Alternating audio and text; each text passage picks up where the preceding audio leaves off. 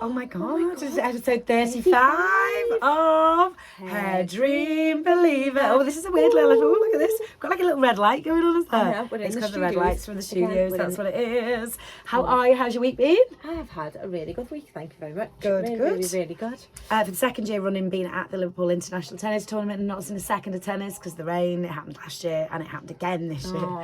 So that was great. Did they play in the rain? No, the covers went up all day. And the year before I got there, they'd had glazing sunshine. I arrived later on in the day and the heavens opened, so I never saw any tennis, and I never saw any tennis this year. And so, yeah, that was good.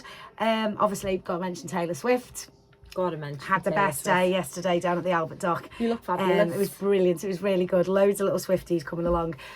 It was just again like we did with Eurovision, just for the city, and like the thing they'd done at the Albert Dock right by the pump house. We had like everyone like all coming up with a dance off. We had people from Ohio, people from North Carolina, all over the world, and they were coming and they were coming to do the Taylor Trail and stuff. So it was really good. You know, I'll be honest, not the biggest Taylor fan. Me neither. But what it's done for the city, it's great. Yeah. My niece went with my sister. And they were just absolutely. I think even people that went who said. I mean, even Jemma. Jemma looked fabulous, didn't she? Did, yeah, she looked really good. She looked really good. But I think the thing is, even if you don't like her, a lot of people said who'd gone, that they thought that the atmosphere was just like. And the show she put on was meant to be spectacular. Still not a match on Madonna, but never mind. Oh, really? Come back to me in 60 years' time, Taylor. See how you're doing then, love.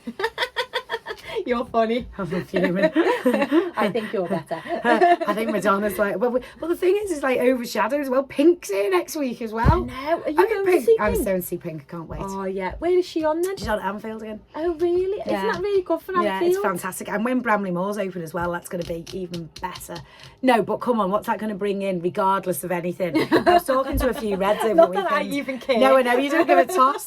But like even How dare you? We were saying about like I was talking to a couple of like Reds yesterday and stuff, and they were saying that like you're going to have Anfield there, you're going to have that, and what it's going to bring into the city. Definitely, it's just going to be amazing. Particularly because of where the Everton's ground's going to be.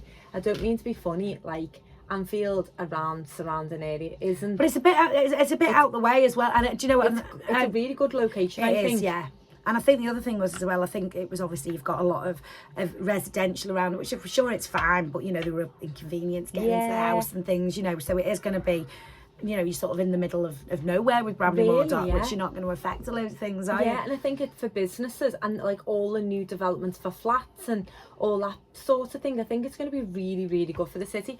And that's what I think as you're growing, you know, our company's growing, I think it's really important to always support other businesses in the city. And I think Liverpool, it's funny actually, because when Hairdreams come to the UK, they really wanted to, I think they thought London was going to be the place, and it's not, it's Liverpool. Yeah. I mean, that's the major thing, you know, like aside from London, Taylor Swift came to Liverpool. It just says it all, doesn't it? It's the biggest tour of the whole, probably our lifetime. I can't imagine there's going to be a bigger one. No. And I think the thing is that made me sort of notice yesterday with the Swifties is that everyone's just dead nice. Yeah, well, that's they're lovely, nice. And it's like, you know, there's that's because Liverpool people are so nice. Yeah, but it was just I just want to go back and do it all again. It was great. Enjoyed that more than the gig. And the weather was all right yesterday, wasn't it? No. We were supposed to be on at 12.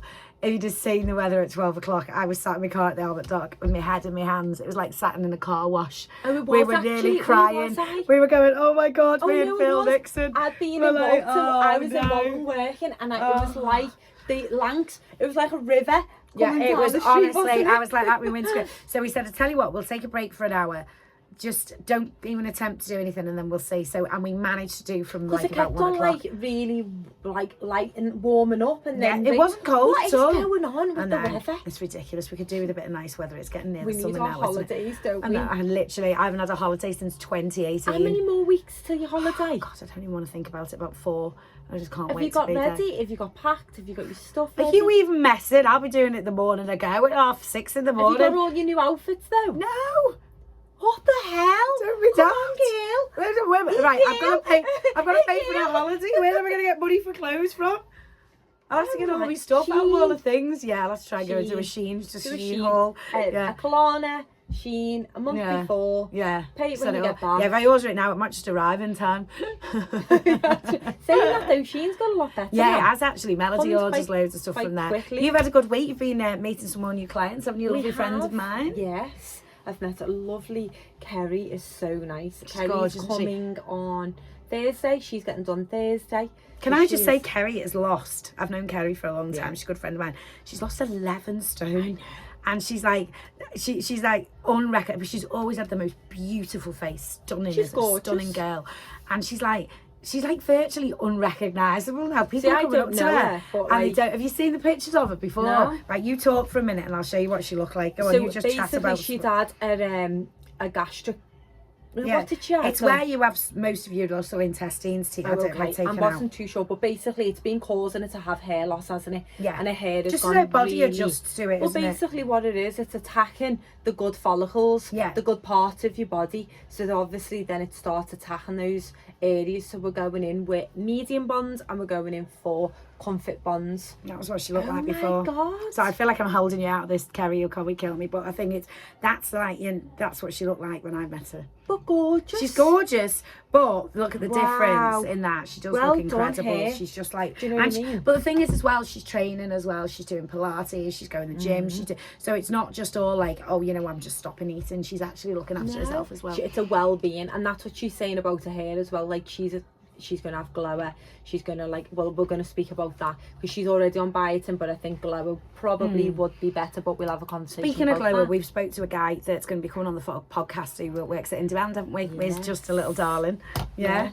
Craig Talent, he's going to be joining us, isn't he? Yes, he is. I couldn't believe that. You know, I was actually quite shocked in that, in the sense like how you know, every week we do this. Yeah. We turn up either at my house or in demand, and we've just sat here then. I've just run through the door. I was 10 minutes late, and I was like, I've got to be out. I've got to do this. And she's like, well, I've got to be out too. Yeah. And I was like, what are we talking about? And she was like, I don't know. And then we're fine. Yeah. We just roll with it.